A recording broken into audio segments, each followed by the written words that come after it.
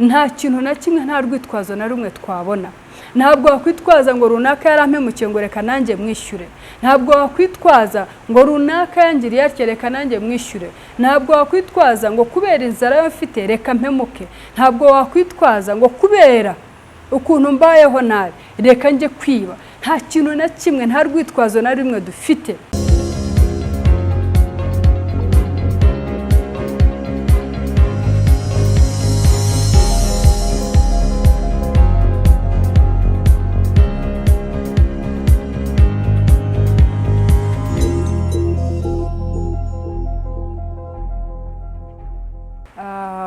Yes, ashimwe bakunzi ba Team TV. Data habwa icyubahiro cyane kubwo umunsi wa none mwiza yaturemeyeho kugira ngo twongere kunezererwa mu maso ye. Nukuri hari benshi njya mbibabwira baba bageze ahacicekerwa uyu munsi. Hari benshi baba bari mu byumba by'abarwayi barembye. Hari benshi bari mu rugo barwaye. Hari benshi bafite ibibazo hirya no hino. Hari benshi ariko twebwe bazima kandi tuvuga bikemera, twabyutse bikemera, twarambura amaso bikemera, twatera intambwe bikemera. Izina ry'Imana rihabwa icyubahiro. Amazina rero usanzwe tuziranye cyangwa abatanze ari bo bashya, nitwa Jori cyangwa Mama Ganza, tumuvuga butumwa evangelist. Ariko abenshi muzi ku izina rya Mama Ganza. Uyu munsi rero nifuje yuko tuganira ku ijambo ry'Imana. Nifuje ko turi buganire n'ubundi bihuye nuko dusanzwe tuganira, uko nta kindi duhora tuganira uretse guharanira kubaho turi abakristo bazima, abakristo bashimwe n'Imana, abakristo abandi b'imanire imitima yacu kayishimira, abakristo abandi batazwi ku mazina gusa ahubwo tuzwi koko turi abakristo. Rero uyu munsi ndagira tuganire ku ijambo ry'Imana. Ariko mbere ya byose, mbere yuko twavuga icyo cyose, reka tubanze dusenge. Data mu izina rya Yesu Kristo, tuguhaye icyubahiro kubw'umunsi wa none waturemeye kugira ngo twongere kunezererwamo. Uri Imana nziza, uri Imana yo kwizerwa, uri Imana nabonye muri byose, uri Imana itagitererana uwayizeye, uri Imana itagikoze isoni uwayiringiye, uri Imana tutazigiye twikorera amaboko kubera kwizera.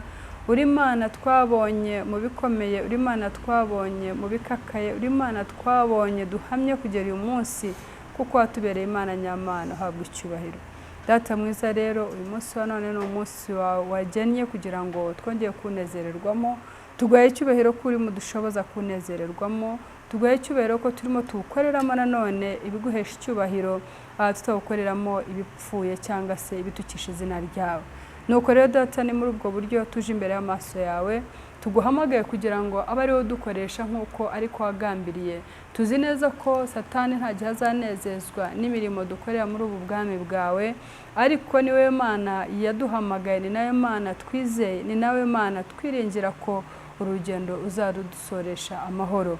Nuko rero Mwami w'abami, ndakuraritse umanuke ubane nanjye. Ntaba ari jewe sinumvikane, singaragare, simboneke, ahubwo wowe muri jewe uganze.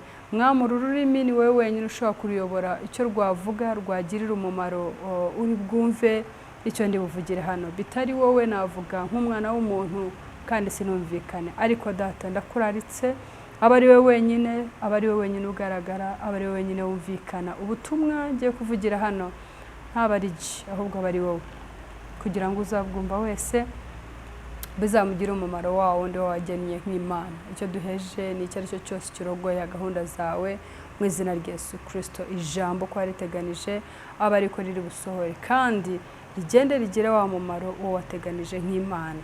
Nuko rero Data uriherekeze, kandi Data tuzongera dushime tumaze kumva umurimo wawe uko wakoretse hirya no hino mu bwoko bwa hirya no hino. Icyubahiro n'ikuzo bibi byawe mu izina rya Yesu Kristo Umwami wacu. Amen. Bakunzi rero ba Team TV, ndabanza mbashimira cyane ko mudahwema kudutera inkunga mu masengesho, mu bifatika. Turababona kenshi, turababona kandi tukumva muri imbaraga zacu. Imana yabaduhaye igikomeza ibaduhera umugisha kandi igihora ishimwa ibihe byose. Nukuri njya mpora mbibabwira muri AbaMama. Uyu murimo igira ngo Data ntiyabaduhaye kugira ngo tuwukorane. ni ukuri iminsi yo tuwumazemo ubu twakabaye twaraparitse, ariko kubera ko muri umugisha wacu, muri imbaraga zacu, muri amaboko yacu data yaduhaye kugira ngo dushyigikirane dukorane uyu murimo, niyo mpamvu twicara twumva dufite impamvu zishima kandi namwe zibasabira umugisha. Nuko rero uyu munsi ndagira ngo tuganire ku ijambo ryitwa kurinda ubuhamya bwacu. Haleluya. Ni ukuri reka mbabwire ibyo twakora byose muri ubu buzima, ibyo tuvuga byose, ibyo dukora byose, ibyo tubona byose, aho tugenda hose, nibaza ko byose nta kindi ahubwo bituremera amashimwe, kandi nanone bikagira uwo bitugira byo imbere yabo duhura nabo ndetse n'imbere y'Imana. Rero mu magambo uvuga wowe ufite iryo zina ryo kubura umukozi w'Imana, mu bikorwa ukora, ese koko ubuhamya bwawe uraburinze? Ubuhamya bwawe uburinze gute? Mu magambo yawe ubuhamya bwawe uburinze ute? Mu bikorwa byawe ubuhamya bwawe uburinze gute? Ese uharanira ute kububagarira ndetse no kubuvomerera ndetse no kubukomeraho kugira ngo buhora ari ubuhamya buhesha Imana icyubahiro? Aho uva ukagera wowe witiriwe izina ry'Imana, wowe uzwi nk'umukozi w'Imana, ubuhamya bwawe uburinze gute? Ese aho ntuba uri hari imbere y'abantu ukavuga byiza, ugakora byiza, ariko waba wiherereye ugakora ibitandukanye n'ibyo wavugaga? Ese aho ntugera imbere y'abakristo ugakora bya bindi byubona koko biranga umukristo nyawe, ariko wahava watera intambwe imwe gusa wagera hariya akari we basanga utukana, akari we basanga urwana, akari we basanga wiba, akari we usangwa mu ngeso zitandukanye? Ubuhamya bwawe uburinze ute? Ese iyo twicaye twibuka neza ko aho turi inzandiko zisomwa na bose? Ese ibyo dukora byose aho turicara tukibuka ko dusa n'inzu iri ku mpinga y'umusozi ibonwa na buri muntu? Ese turicara tukibuka ko dusa n'urupapuro rw'umweru aho ugira akantu na gatoya uruteraho bigahita bigaragara? Ese turicara tukibuka ko tumeze, niba muza amata ukuntu yera, wari wabona ko iyo aguyemo igitotsi ako kanya ahita ahindana? Wari uzi yuko hari n'udashobora kugira ngo akuremo ako katsi kari kaguyemo asubira yanywe, kandi nyamara yari aryohewe na ya mata yayakundaga cyane? Ubuhamya bwawe uburinze ute? Ukubona hano ku gatuti arakubona akabona ibyo uvuga bihuye n'ibyo ukora, cyangwa arakubona akabona ko ibyo uvuga bidahuye n'ibyo ukora? Ubuhamya bwawe uburinze ute? Ndagira ngo dufatanye dusome igitabo cy'Abafilipi igice cya 2 umurongo wa 19, aho Paulo yandikaga atuma inshuti ye cyane Timotheo kuko ari we mushuti we, ari we muntu bakoranye umurimo w'Imana, ari we bagendanye, ari we yumvaga yizeye, ari we yizeraga ubuhamya bwe, ari we yumvaga yahagarara agahamiriza ubukristo bwe. Ndagira ngo dusomere ijambo niturangiza turiganireho umwanya mugufi cyane. Reka turebe Abafilipi igice cya 2 umurongo wa 19. Niringiye mu Mwami Yesu kuzabatumaho Timotheo vuba, kugira ngo nanjye nshyitse umutima hamwe maze kumenya ibyanyu. Simfite undi duhuje umutima nkawe uzita ku byanyu by'ukuri, kuko bose basigaye bashaka ibyabo badashaka ibya Yesu Kristo. Yesu ashimwe cyane. Aha dusomye amagambo Paulo yandikiye Abafilipi abatumaho Timotheo, arababwira ati rwose genda uva niringiye mu Mwami Yesu kuzabatumaho Timotheo vuba cyane. Timotheo ni ukuvuga, umwumvise ko nahavuze ati kuko jyewe uyu simfite undi duhuje umutima nkawe uzi ibyanyu by'ukuri. Haleluya. Kuko bose basigaye bashaka ibyabo badashaka ibya Yesu Kristo. Timotheo hano yatumwe kuba Abafilipi kugira ngo abaganirize aya magambo, ababwire Paulo abivuga hano nuko yashaka kutugaragariza ubukristo cyari cyo, ashaka kutugaragariza ubuhamya bwazi kuri Timotheo mbere yuko amutuma kuri Abafilipi. Arandika arababwira ngo nta wundi muntu numva jewe niteguye kubatumaho uretse Timotheo. uyu niwe nzi ko yavuga nk'ibyo nababwira naje, uyu nzi niwe nizeye ko ashobora kubabwira ibyo n'ubundi nanjye ubwanjye nashoboye nakabaye mbabwira, uyu niwe niringira neza ko atazaza akoresha andi marangamutima ye, ahubwo azakoresha neza kwa kundi kwa nyako, wa mutima w'akari wamena, akavuga ibirimo muri we byo Kristo akeneye ko mwebwe mwumva. Haleluya. Aravuga ati abandi nabo ndabazi barahari. Haleluya. Ati barahari ndabazi nakabatumye, ariko nta numwe ufite umutima numva umeze nk'uwanjye, numva waza yikoreye neza message cyangwa ubutumwa nk'uko jye numvaga nabo bagezaho. Haleluya. Aravuga ati abo bandi bose bafite gahunda muri bo ishobora kuzaza ikababwira igice, ikababwira ibyo ntavuze, ikageraho igabagabanya bakageraho bongera, kubera ko bo bashaka ibyabo, kubera ko bo bashobora guhitamo kwiyumvikanisha ari bo, kubera ko bashobora guhitamo kuvuga ibyo amarangamutima yabo ababwira. Aravuga ati ariko jyewe mpisemo kubatumaho Timotheo. Haleluya. Ahangahe icyanditswe jyewe ikintu nahigiye yuko ubuhamya bwawe burakuvugira, ubuhamya bwawe butuma hari izina baguha bakwita, ubuhamya bwawe butuma hari umwambaro wambara. Urumva bari benshi bo Paulo yashoboraga gutuma, ariko aravuga ati abo bose nzi neza ko bashobora kuzaho bafite ibyabo bindi bagamije kugeraho, bafite izindi ntumbero zabo, bafite izindi gahunda zabo, ariko Timotheo niwo numva uhamanya n'umutima wanje. Haleluya. Ushobora kuza akababwira exactly cya kindi cyo nanjye nakaje nkababwira.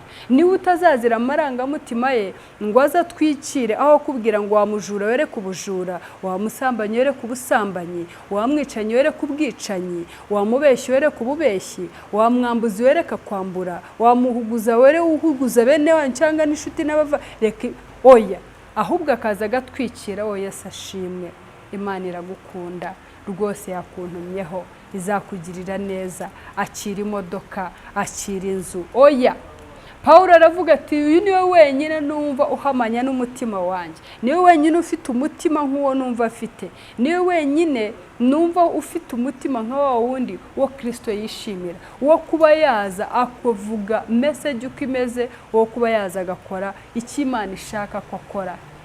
Haleluya. Haleluya. Nukuri reka mbabwire bene data, aha nanone mu gice cya kabiri umurongo wa kabiri, igice cya kabiri umurongo wa 5 haravuga ngo mugire wa mutima nk'uwari muri Kristo Yesu. Haleluya. Uwo rero uwo mutima niwo mbona ko Paulo yari yarabonye muri Timotheo, wa mutima utikakaza, wa mutima utishyira hejuru, wa mutima utikanyiza, wa mutima utuzuye amarangamutima ngo aba ari wo awuyobora, ahubwo wa mutima umeze neza nk'uko Kristo wishimira, wa mutima uri butware ubutumwa uko bwakabaye akariko abugezaho. Paulo aravuga ati dore nguyu umuntu wongeye kubatumaho, uwo numva niringiye ko azababwira by'ukuri ibyanyu. Uyu munsi nanjye naje ngo tuvugane by'ukuri ibyacu, agakiza kacu, ubuhamya bwacu tubuhagazeho gute, tuburinze gute, twitwaye gute muri iyi minsi ya none. Reka mbabwire njya nkunda kuvuga mu minsi ya kera, guhera ndi umwana muto ufite imyaka 10 njya mbibabwira bakurikiye TV nibwo nakiriye so nk'umwami n'umukiza. Iyo myaka yose kugera mu myaka yo mubona ndimo, ni imyaka yo nagiye mbona ibintu byinshi cyane, ariko mu myaka y'inyuma bigera nko mu mwaka sinzige niyo hari yenda narakurikiraga gusa abashumba bo ndi kumwe nabo simbizi, ariko jye kugera mu mwaka wa 2005 ejo bundi, aho nyuma yaho nibwo natangiye kubona ibintu byo nari ntarumvaho mu rusengero bibaho. Ni ukuvuga ngo ku birenge by'abashumba aho nakuriye, njyewe nabonaga ko babashumba ubuhamya bwabo nibwo bwatumaga tubabo turibo, umwambaro bwari bubambitse niwo watumaga natwe tubabo turibo. Ni ukuvuga ngo umushumba aho yavaga akagera nobonaga ari miruwari yanjye, niho numvaga nitwararika mu byo mvuga mu byo nkora aho ndi, avuga harya nk'umushumba asanze hano ubukweri muri aka kabari kandi ubwo uricaye uranywa fanta urimo gusengera na bagenzi bawe fanta ariko ukumva umutima urakubwira ngo akabari ntabwo ari akawe. Umushumba icyo gihe cyose ni umuntu wonzi ko n'umuvugabutumwa wese nande umukozi w'Imana hava akagera ni wa wundi wazaga agatanga message uko imeze nkumva ntatwikira, ni wa wundi wazaga ukamubona be nawe ukamwiyumvamo ukabona ubuhamya bwe koko barakwereka yuko ibyo avuga n'ibyo akora ari ibintu bihuye. Guhera mu mwaka w'2000 ngira ngo na 6 gusubiza uyu munsi nibwo nagiye mbona ibintu bitandukanye n'ibyo umuntu yakibwiye. Ukagira icyo ukabona umushumba kumva ngo yadevorushije, ukagira icyo ukabona ngo umushumba yarwaniye na mugenzi we n'umushumba mugenzi we mu rusengero, ukagira icyo ukabona ngo umushumba ngo barapfa amaturo, ukagira icyo ukumva izina ry'umushumba cyangwa evangelist cyangwa nde ukabona ibintu ntabwo bikimeze nkuko byari bimeze. No kuri reka mbabwire iyo myaka niho naje kubona nkaho pe ubuhamya bw'umuntu ni nkaho mu mbabare mbivuga gutyo, ni nkaho pe tutakitaye ku buhamya, tutakimenya ubuhamya icyo ari cyo. Ubu Kristo bwa nyabwe giye mu mbabare mbibabwire n'icyo gihe nicyo mbuzi. Naho iki gihe ni igihe cyo nabonye ko ubagakiza nako umuntu ku giti cye. Icyo gihe cya mbere nanjye nshobora kuba naribwiraga nkuko hari uyu munsi bashobora kuba bibwira batyo, bumva yuko pasiteri ni nk'Imana, Imana ni intumwa yaturutse mu ijuru, Imana yatumye ariko ku isi tukamubona nk'Imana. Ubundi nge numva ko ni umuyobozi n'ubundi watanzwe n'Imana kugira ngo azatuyobore. Evangelist ni ukuvuga ngo urye ni umukozi w'Imana wasizwe kandi ukwiye kubaho. Ariko hari ubuhamya kuri ubu ngubu nsigaye mbona ko twese dusa naho tutakitayeho. Ese wowe ubuhamya bwawe burinze gute? Ese aho nturi kuri liste y'abitwa abakozi b'Imana nanjye ndimo ndibaza, aho ntituri kuri liste y'abitwa abakozi b'Imana ariko Imana y'ubwayo yatureba gutya ikatubura? Amagambo uvuga ahuye n'ibikorwa ukora? Umwenda wambaye wo buri umwe abona ahuye n'uw'Imana ibona wambaye? Mamaga, umwenda wambaye uhuye n'uw'Imana ibona koko wambaye? Magambo mvuga hano ahuye n'ibikorwa byo nkora? Reka mbabwire abakozi b'Imana, reka mbabwire bwoko bw'Imana, ni ukuri dushatse twakongera tukikoramo umuganda, tukikoramo umurimo, tukongera tukamenya ngo ni ukuri ntabwo nkwiye gukizwa kugira ngo ngaragarize runaka ko nkijijwe, si nkwiye gukizwa kugira ngo oya ibyo byose iyo ni imirimo, ubwo ni ubuhamya bwanjye ndinda, ariko ubwawe tuvugishije ukuri Imana irakureba igasanga iri muri ba bandi bizi neza ko bazabona ubugingo. Imana itugirira ubuntu kandi Imana idutabare kandi Imana itweze. Reka mbabwire aho tugeze bantu b'Imana, twese dufatanye gusengera ububyutse, dusengere ububyutse, dusengere kongera gukunda umurimo wa data, dusengere kongera kuryoherwa n'agakiza, dusengere kongera kubona abakozi b'Imana babandi bubona koko ku buhamya bwabo baburinze babuhagazeho neza, babandi natwe ubwacu bazadufasha kugira ngo mu rugendo rw'agakiza bizatworohere. Ntabwo nibaza ko bizoroha igihe cyo nzaba mbona unyoboye ari we uvugwa cyangwa natwe tubibona aho ngaho, ari we mujura, ari we wangana, ari we ugonganisha abantu, ari we urwana, ari we bibi byose by'umuntu abonaho. Icyo gihe icyo azaba kuyoboramo ya nzira y'ibibi nyine.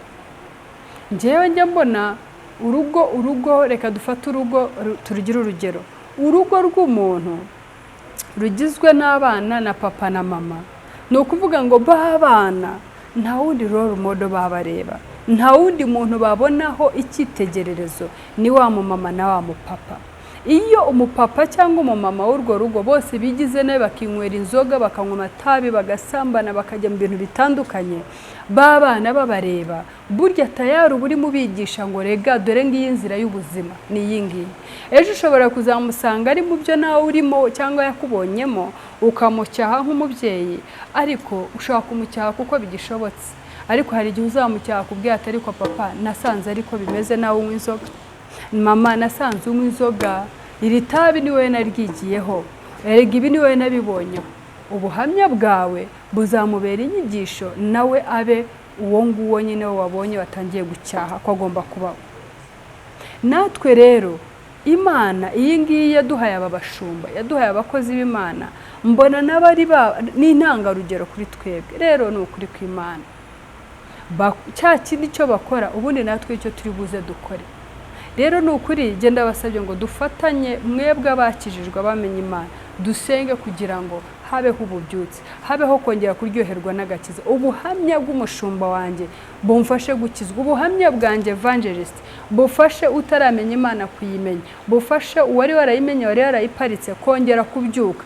Ni ukuri reka dusengere ububyutse, kubera ko iyi si nta kintu ngibona gituma umuntu yumva aryoherwa n'agakiza.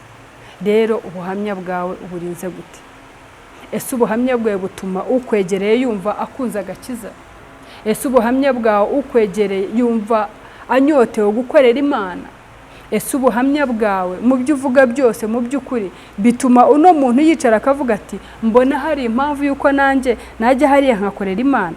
Cyangwa aricara akavuga ati aho kugira ngo nkizwe nka mama Ganza nubwo nabireka, aho kugira ngo nkizwe nka runaka nubwo nabireka? Ese aho yenda siko bimeze? Ese aho hubwo ntibakubona bakavuga ati uyu nguyu arutwa nanjye udakijijwe?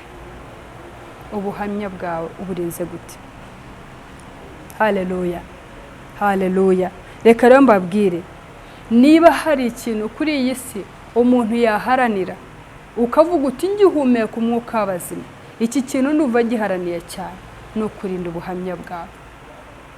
Mu byo uvuga ukarinda ubuhamya bwawe, mu byo wambara ukarinda ubuhamya bwawe, mu aho utuye ukarinda ubuhamya bwawe, mu bavandimwe bawe ukarinda ubuhamya bwawe. Byababaza cyane, yego abanyarwanda nibo babivuga ngo nta munoza, ntabwo wenda uzanoza bose, ntuzaneza bose, ariko rinda ubuhamya bwawe. Abantu hasigaye nibashaka bavuga ibyo bashaka, ariko Imana nikureba ikuboneho bwa buhamya bwawe. Ndetse cya gihe Imana izabwumvisha, izabucengeza muri gihe wakubona gukundi. Izagenda ubwayo iganirize runaka wakubona gukundi, ikwereke ubuhamya bwawe nyabwo. Igihe cyose cyuzarinda ubuhamya bwawe, ni ukuri Data nawe azabuhagararaho kandi azatuma abenshi bamenya bwa buhamya bwawe.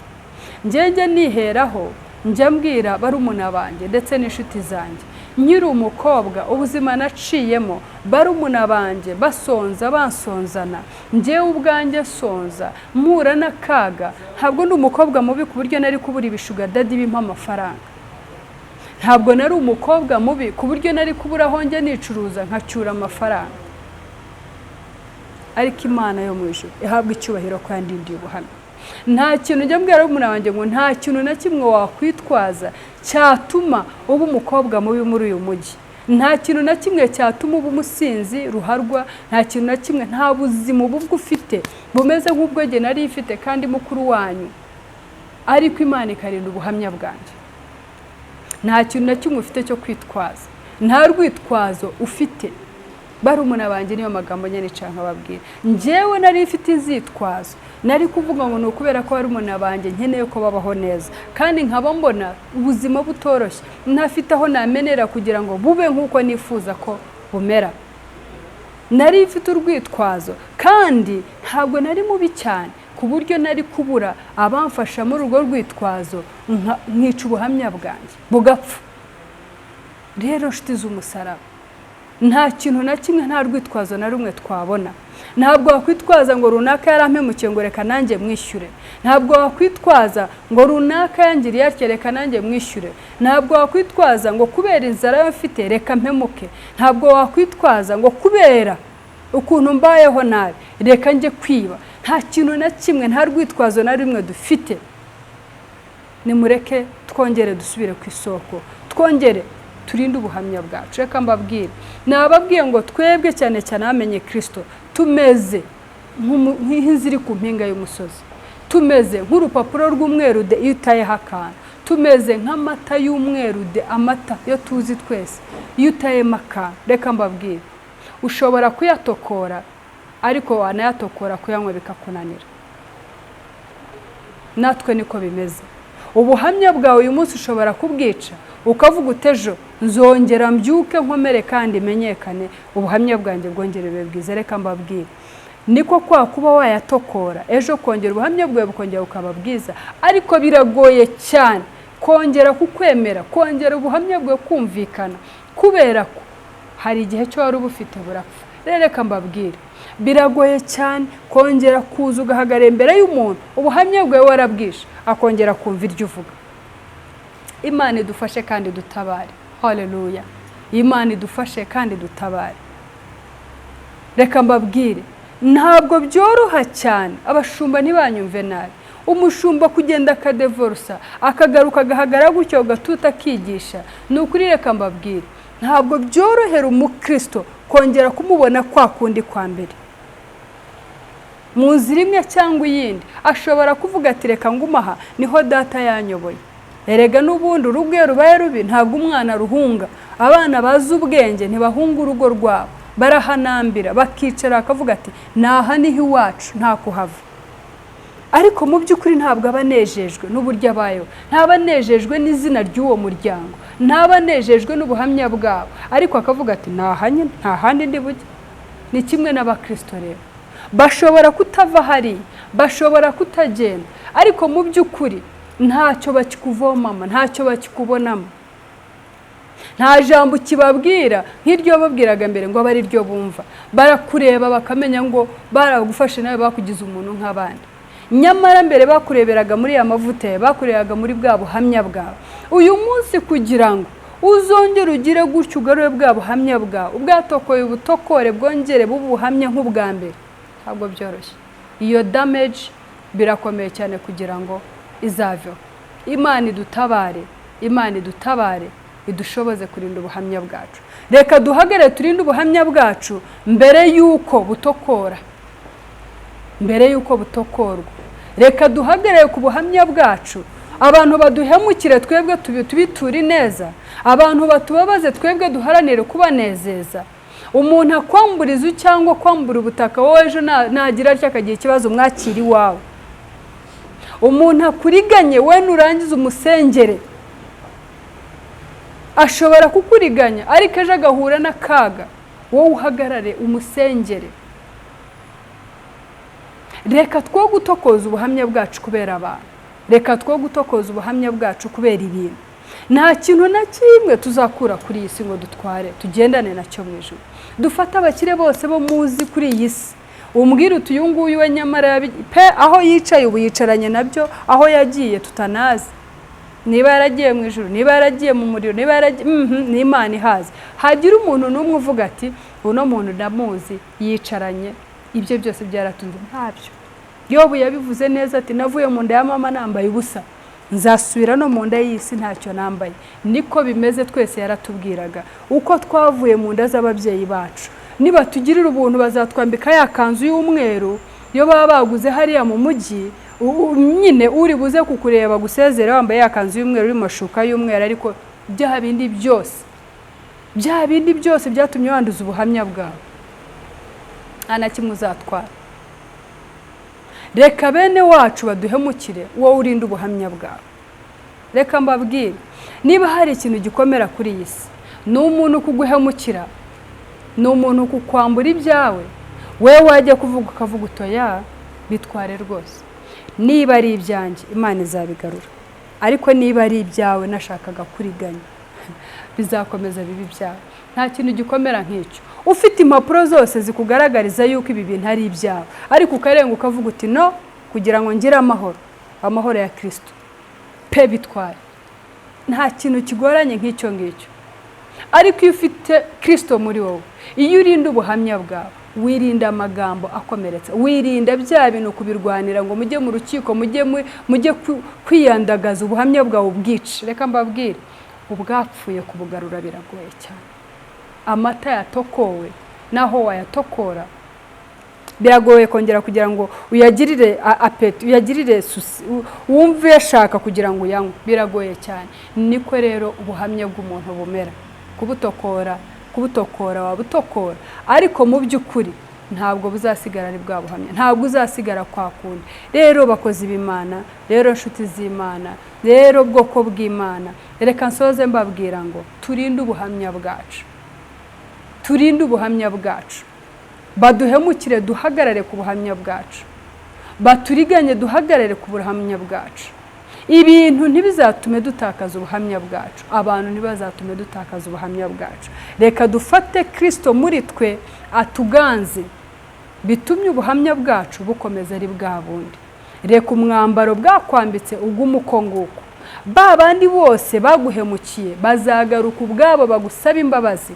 Ijambo ry'Imana iko ritubwira ngo bazatugarukira, ntituzabagarukira. Kandi birashoboka cyane, bazagaruka, bashobora kugaruka ari bazima bakagusaba imbabazi, bashobora kugaruka barwaye ari abapfa, bakubwira ati ni wowe wenyine wadukiza, dusengere, akabanza agapfukama akagusaba imbabazi. Mureke duharanire cyane kurinda ubuhamya bwacu. Imana idushoboze, kuko ntabwo byoroshye. Turi mu isi yanduye, tuzengurutswe n'ibyanduye, tuzengurutswe n'ibintu bituma kwanduza ubuhamya bwacu byoroshye cyane. Ariko hamwe n'ibyo, Imana dufite muri twe irarusha ibyo byose imbaraga. Tuyizere, tuyishikameho, tuyikomereho, izamira bya bindi byose bunguri byazaga kugira ngo byanduze ubuhamya bwawe mu gihe uzayihereza wa mwanya. Data rero adushoboze kandi atugirire neza, icyampa buri umwe wese agaharanira kurinda ubuhamya bwe. Icyampa nanjye ubwanjye mu byo nkora byose nkaharanira kurinda ubuhamya bwanjye. Twe rero ntacyo tuzishoboza uretse Data wenyine yadushoboza. Wowe utarakizwa ntacyo washobora. Igihe cyose ibyo uzahura nabyo uzumva imbaraga zawe, amafaranga yawe, gukomera kwawe, ibyubahiro byawe cyangwa n'ibya bene wanyu bishobora kuzagukura muri ako kaga. Ariko reka mbabwire, nta na kimwe uzageraho uretse Kristo wenyine muri wowe niwe uzagushoboza. Reka rero twebwe abamumenye aba ari we dutsikamaho, niwe byose muri twebwe, kandi niwe nsinzi yacu, n'uzadushoboza kurinda ubuhamya bwacu kugeza ku iherezo ryacu. Imana yo mu ijuru ibahe umugisha. Reka dusenge. Turagushimye mwami w'abami, tuguhimbarije ineza yawe n'ubuntu bwawe, tugushimira ijambo washyize ku mutima wacu mwami. Ni ukuri atari wowe ntabwo byoroshye kugira ngo ubuhamya bwacu burindike. Atari wowe mwami ntabwo byoroshye kugira ngo umuntu akwambure aguhuguze umurebere gusa. Atari wowe Data ntabwo bishoboka ngo umuntu aguhagarara imbere agusuzugure umwihorere kubera guharanira kurinda ubuhamya bwawe. Atari wowe mwungeri mwiza, atari wowe byose muri twebwe ntabwo twabishobora. Turi abana b'abantu twambaye inyama n'amaraso, ariko ndakwingize mwami ngo buri wese uzumvira ijambo, mwami w'abami, umushoboze, mufata ukuboko umushoboze, kuko wagufashe yanyerera akakurekura. Dufata ukuboko mwami dushoboze muri uru rugamba rukomeye, urugamba rw'aho umuntu areba hirya no hino n'imbere n'inyuma akabona ba bandi yabonaga nk'inkomezi ze nibo banduje ubuhamya bwabo, akabona ba bandi yabonaga nk'aho ari bo bamufata ukuboko ari bo bikomeye. Mwami ni wowe wenyine twinyenze twongeye kugarukira. Dufata ukuboko utwiyoborere, udushoboze muri ibi bihe bikakaye, ibihe bimeze nabi, dushobore guhagarara ku buhamya bwacu. Ni wowe waburinda wenyine bukarindika, ni wowe watuma ubuhamya bwacu bukomeza ku buhamya buzima, ni wowe watuma umwambaro bwatwambitse utaterwaho ikizinga na kimwe, ni wowe watuma iryo zina ubuhamya bwaduhaye cyangwa buduha aribwo bukomeza, koko rya zina kandi ryo dukomeza. Bitari ibyo twebwe biroroshye cyane kuba twatakaza ubuhamya bwacu. Kandi ijambo rye rinyeretse ko ni ukuri hari abo wowe ureba imitima ukavuga uti dore ngo uyu mutima wishimira kurya, uko Pawulo yabigaragaje ko Timoteyo ari we wenyine abona ko yashobora gutuma ari we ufite umutima washobora kuba nk'uwe, washobora kuza ukazana ukuri kose ukavuga uko kuri. Rero mwana duho umutima uharanira kurinda ubuhamya bwacu, umutima uzajya ureba ubwawo ukishimira. Uwo mutima umugabo, uwo mutima umugore, urubyiruko, ndetse mwami w'abami n'urubyiruko rwacu rw'u Rwanda cyane cyane, ndetse n'ahandi hose, dushoboze baturindire, badushoboreze kugira ngo barinde ubuhamya bwabo. Utarakumenya muhe kumenya, wari warasubiye inyuma mwami mwambika imbaraga yongera ahaguruke ahamye gukomera kwawe. Ubuhamya bwacu ni wowe wenyine wabuturindira kugeza ku ndunduro. Icyubahiro n'ikuzo bibi byawe, kandi uduhere umugisha buri umwe wese uzakurikira icyigisho kandi mwami wa wundi wagambiriye ko ari we bizafasha turakwinze ntazagire ikiburizwamo mu izina rya Yesu Kristo ijambo uko yariteganije abari kazaryakira kandi mwami rizamugirira umumaro umugisha abo dufatanije umurimo umugisha Team TV umugisha igihugu cyacu umugisha abayobozi bacu umugisha buri umwe wese uharanira n'ukuri kose guhesha icyubahiro cyo ni kuzoba ibyawe mu izina rya Yesu Kristo umwami wacu amen.